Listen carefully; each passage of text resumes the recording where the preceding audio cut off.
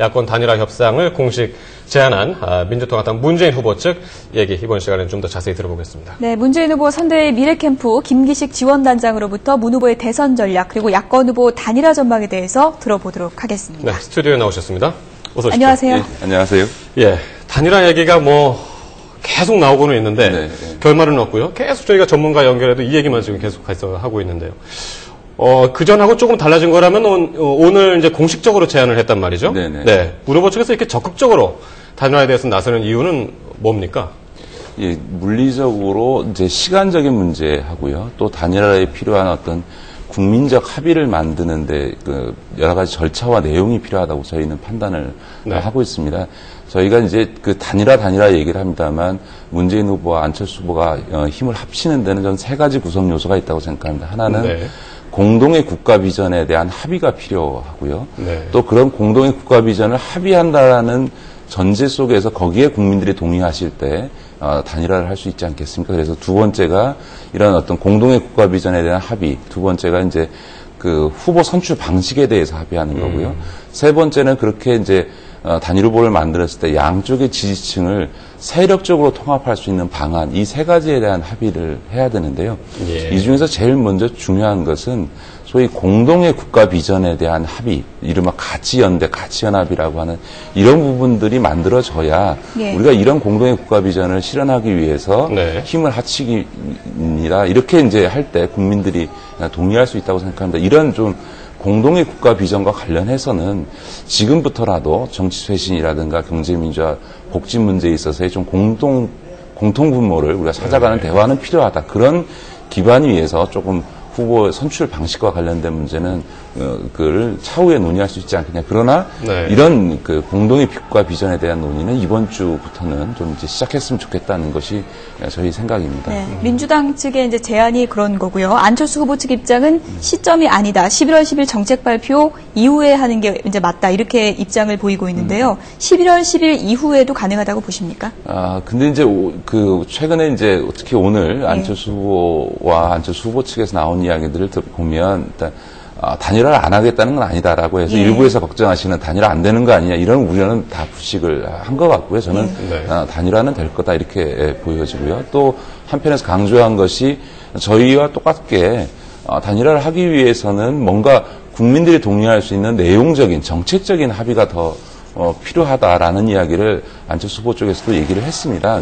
그런 점에서 아무래도 이제 안철수 후보의 준비가 늦다 보니까 10일까지 정책들이 완성이 되겠습니다만 이미 기존에 발표한 재벌개혁 문제라든지 또 자영업자 대책이라든지 정치쇄신 문제라든지 이런 좀 기존에 발표한 부분들에 있어서는 합의들을 이미 만들어갈 수 있기 때문에 꼭 10일 지나고서야 이런 어떤 공동의 국가 비전에 대해서 얘기할 수 있는 게 아니라 지금부터 하나하나씩 얘기해 가면서 오히려 11월 10일까지는 공동의 국가 비전을 합의하는 이런 어떤 과정이 되어야 될 것 같고요. 그 기반 위에서 어떤 후보 선출 방식에 대해서 논의를 하고 그 선출 방식에 따라서 이제 절대적으로 선출하는 절차를 밟는데 시간들이 좀 필요하게 되거든요. 그런데 만약에 지금부터 그런 공동의 국가 비전에 대한 대화를 안 하게 되면 결국 그게 생략된 상태로 물리적인 시간 때문에 후보 선출 방식이라고 하는 굉장히 협의한 문제에만 매달리게 되는 부작용이 생겨난다는 거죠. 근데 지금 말씀하신 것처럼 공동의 국가 비전을 이야기하려면은 이제 안철수 후보 측에서도 자신들의 정책에 어느 정도 정리가 돼야 할 것 같고요. 그래서 이제 좀 기다려달라 그러는 것 같은데 안철수 후보 측에서 오히려 다른 계산이 있다고 보시는 건가요? 아니, 저는 특별히 이 단일화 문제에 대해서 다른 어떤 의도를 갖고 있다고는 생각하지 않습니다.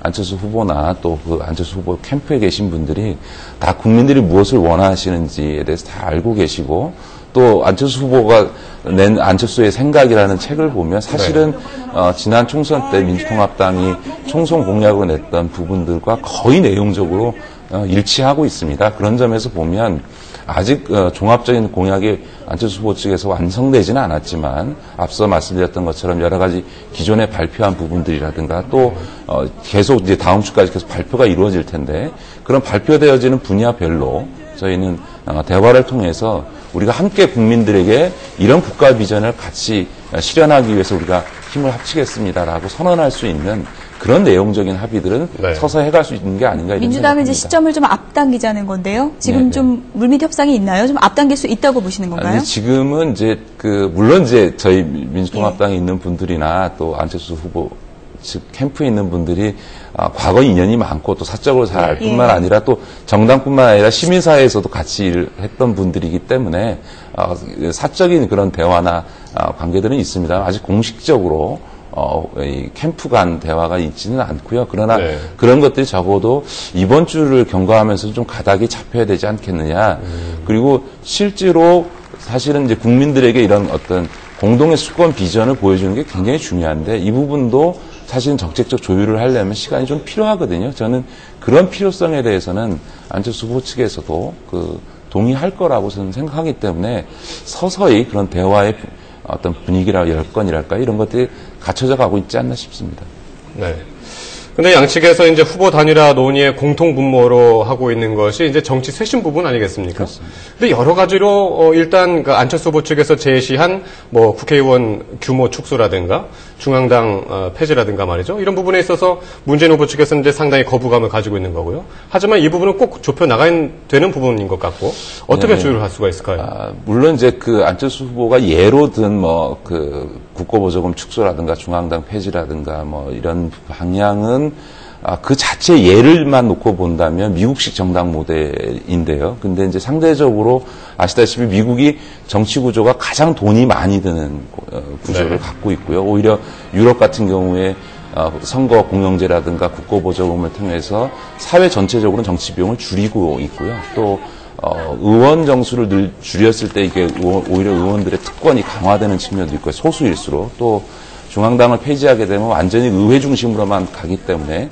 유럽에 비해서도 국회의원의 권한이 너무 강화되는 측면이 있습니다. 그런 점에서 예로 든 안들은 저희로서는 좀 여러 가지 선뜻 동의하기 어렵습니다만 그러나 안철수 후보도 계속 강조하는 것처럼 그걸 고집하겠다기보다는 왜 국민들한테서 이런 불신에 찬 목소리가 나오냐라고 하는 그런 문제의식에 대해서 지적하고 있는 바들은 저희도 공감을 합니다. 그러니까 국민들이 정치를 불신하기 때문에 나타나는 현상의 측면이 있죠. 그런 점에서 보면 안 후보께서 제기한 그런 어떤 정치 불신을 해소한다라고 하는 문제의식은 공감하고 있기 때문에 정치권이 대통령을 포함해서 특권과 기득권을 내려놓는 과감한 어떤 개혁 방안을 만들어간다는 점에 있어서는 저는 방향에 있어서는 얼마든지 이렇게 합의할 수 있고 또 그런 안 후보께서도 그런 문제에 있어서는 충분한 대화를 통해서 그런 문제의식이 실현되는 구체적인 방안은 얼마든지 우리가 논의해 볼 수 있다. 이런 태도를 취하시지 않았습니까? 저는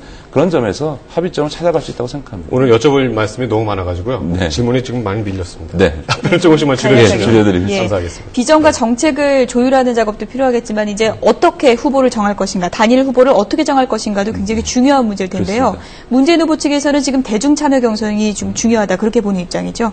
네, 그러니까 가장 중요한 거는요, 양쪽의 지지층을 화학적으로 결합시킬 때 이제 대선 승리를 할 수 있는 거거든요. 그러면 양쪽의 지지층이 모두 승복할 수 있는 절차 없이는 이게 소위 단일 후보가 누가 되느냐에 따라서 이탈층이 생겨나는 거죠. 그러니까 민주적 과정을 승복할 수 있어야 된다고 저는 생각을 하고요. 그랬을 때 이게 100만 명의 투표를 통해서 선출된 후보가 거치 문제를 단순히 여론조사만으로 결정할 수 있겠느냐라는 난점이 있습니다. 그거는 문재인 후보가 동의하고의 문제를 떠나서 지지층이 그걸 승복할 수 있겠냐 문제는 있는 거죠. 저는 그런 점에서 아직 안철수 후보 쪽에서 여론조사로만 하자 이런 확정적인 입장을 갖고 있지 않다고 생각하고요. 충분히 우리가 왜 단일화를 해서 지지층을 화학적으로 결합시키기 위해서 무엇이 최선이냐라는 대화를 하게 된다면 저는 충분히 합리적인 방안이 도출될 거라고 생각합니다.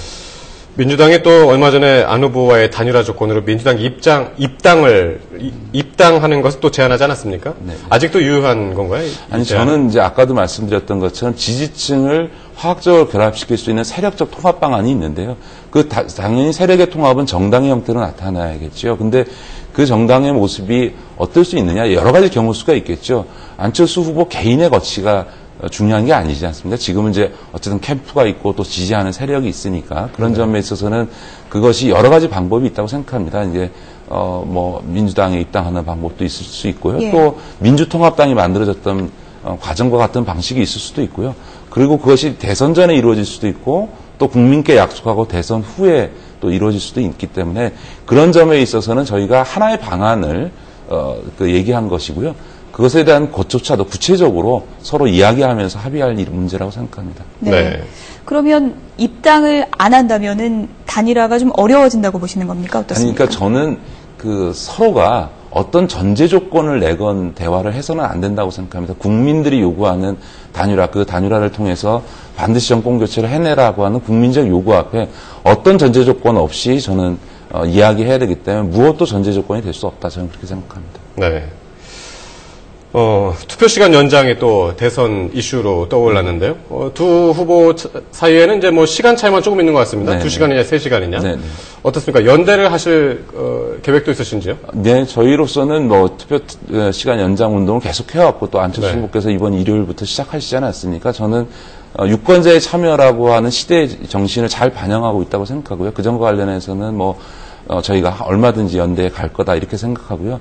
이점 관련해서 오늘 박근혜 후보께서 100억 든다 이런 얘기를 하는데 유권자의 참여를 확대하는데 그걸 100억이라는 비용 갖고 얘기하는 건 좀 굉장히 부적절하다 이렇게 생각이 들고요. 일본만 하더라도 투표 시간을 연장해서 투표율이 10%가 올랐거든요. 그러면 10%면 우리 유권자로 뜨면 400만인데 400만 명의 유권자의 참정권을, 투표권을 보장해 주는데 저는 100억 이거 국민들께서 충분히 네. 동의하실 일이다. 저는 그렇게 생각합니다. 예. 네, 대선 이제 50일 남았습니다. 지금 10월 한 달의 여론조사 추이를 보면 특징이 새 후보의 지지율이 거의 변하지 않는다는 것과 문재인 후보는 조금씩 차이는 있지만 3등을 유지하고 있는 그런 상황으로 나타나고 있는데요. 지지율 반등의 기회가 있다고 보십니까?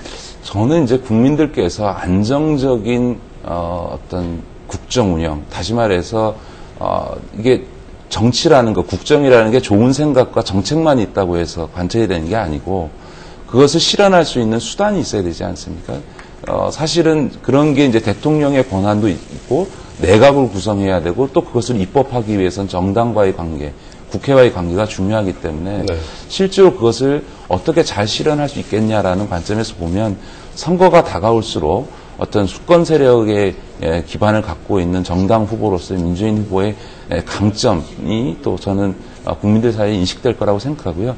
현재 약간 우리 국민들이 관망세에 있다. 그러나 이달이 지나가면서부터는 이제 선거일이 다가오기 때문에 실제로 대선에서 이후에 새로운 대한민국의 국정 운영을 누가 하는 게 가장 적합하겠냐 이런 부분에서 저는 문재인 후보에게 상당히 많은 어떤 지지를 보내주시지 않을까 그렇게 생각을 네. 하고 있습니다.